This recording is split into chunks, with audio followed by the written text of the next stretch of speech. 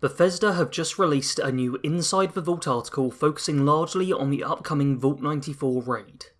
In this video, I'll be going over the details revealed in this article. If you'd rather just read it yourself, then I'll make sure to leave a link in the description.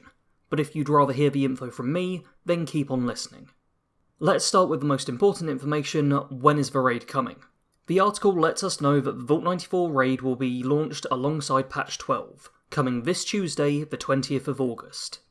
However, this comes with quite the caveat. The Vault will only be opening for PC players on this day. Console players will have to wait.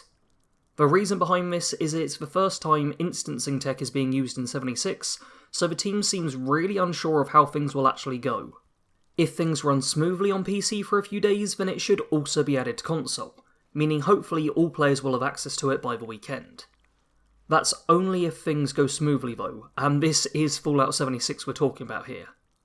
I honestly don't expect things to run all that smoothly on the first couple of days of the Vault raid, and it looks like the devs might think that's the case too. To quote the note on the Inside the Vault article, "If significant issues are discovered, we can disable the raid on PC until we've implemented the necessary fixes, and then bring Vault 94 back online for all platforms." To me, this sounds like there's a good chance everything will just break, so this is much more like beta access to the Vault raid, rather than a guarantee on getting it as a working edition straight away. I really hope this is just a case of the devs being extra cautious and everything goes well, but we should all be prepared, PC and console players alike, to not actually be able to complete the Vault 94 raid when it comes out. That's enough of the depressing talk though, let's switch over to focusing on the raid itself, starting with the instancing I mentioned earlier. Normally when you go into an interior location in Fallout 76, any other players can also wander in there, friend or stranger alike. Instancing stops this, instead creating your own version of that interior that you, and possibly your team, enter. A version which random players can't wander into, as they will each have their own instance. What this means is that you're not going to encounter any new players inside of Vault 94. The only people fighting alongside you will be any team members you have when you enter the Vault. On the bright side, it means no random showing up and messing things up. On the potential downside, this also means you won't be having a random hero show up to save the day for you if you go in underleveled, and you certainly won't want to go in at too low of a level. The article recommends a full team of level 50 plus characters, though it does also clarify that it can be attempted alone if you so wish. If you don't already have a team set up, then might I recommend joining my Discord server, where we now have over 500 members across all three platforms.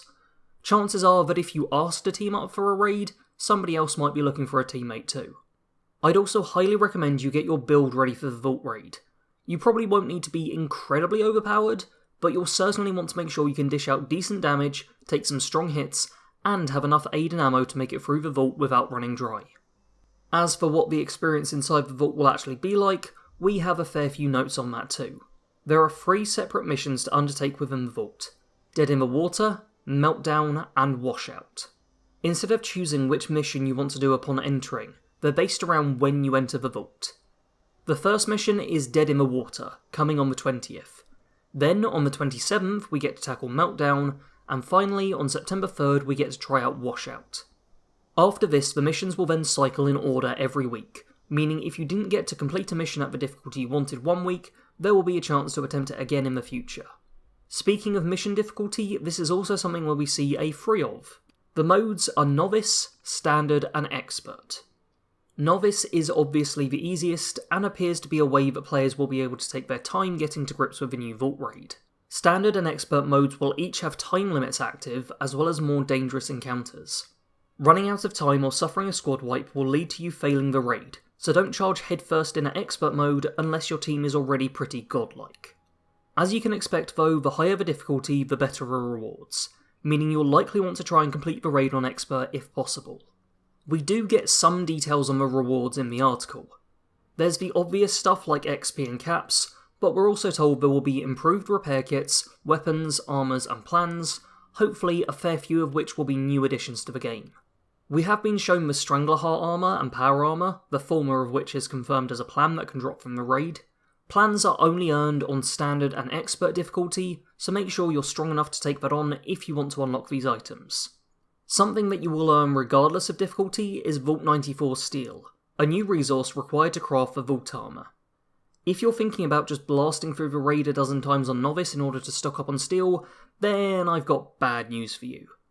Not only can these rewards not be dropped or traded, but there's also a reward limiter set in place for the raids.